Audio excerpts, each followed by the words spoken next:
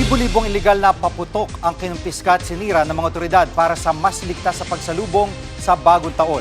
Live mula sa Bocaue, Bulacan, nangunguna sa balita si Gio Robles. Gio, ano mga paputok ang dinispatcha ng mga pulis? Jiggy, karamihan dyan ay 5-star, Piccolo at Kabasi na pare-parehong iligal. Lantaran pa rin daw yang binibenta sa ilang pamilihan dito sa Bulacan. Isa-isang nilublob sa drum na may lamang tubig ang mga nakumpiskang paputok sa Camp General Alejo Santos. Dyan po naman sa may Malolos. Gamit naman ang maso, winasak ang nasa higit 300 improvised cannon. Ito yung mga tinatawag nating boga. Sa Batangas naman, higit sa 4,000 iligal na paputok ang kinumpiska at winasak ng PNP Calabarzon.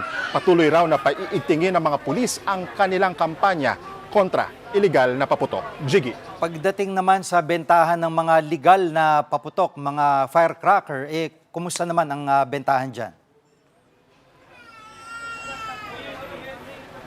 Alam mo, Jiggy, sa pag-iikot natin dito at pagtatanong-tanong natin sa ilang mga tendero ay matumal raw ang bentahan ng ilang tindahan ng paputok dito sa Bocaue. Ayon sa ilang nagtitinda, pasulpot-sulpot ang mga mamimili. Hindi raw gaya noon o bago, nakaraang taon o bago magpandemya na dagsa ang kanilang mga suki. Tila nagtitipid daw ang marami sa ating mga kapatid.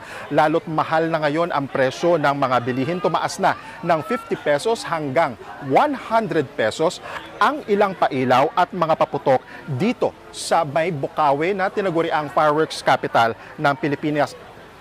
Posible pa raw tumaas yan bukas sa bisperas ng bagong taon na sa 20 pesos ang pinakamura na pailaw dito sa may Bocaue, habang umaabot naman sa 60,000 pesos ang pinakamahal na aerial fireworks na mabibili sa ilang tindahan dito. Mabenta ang fountain, luces, kuwite, sawa at gaya sa nabanggit ko, mga aerial fireworks.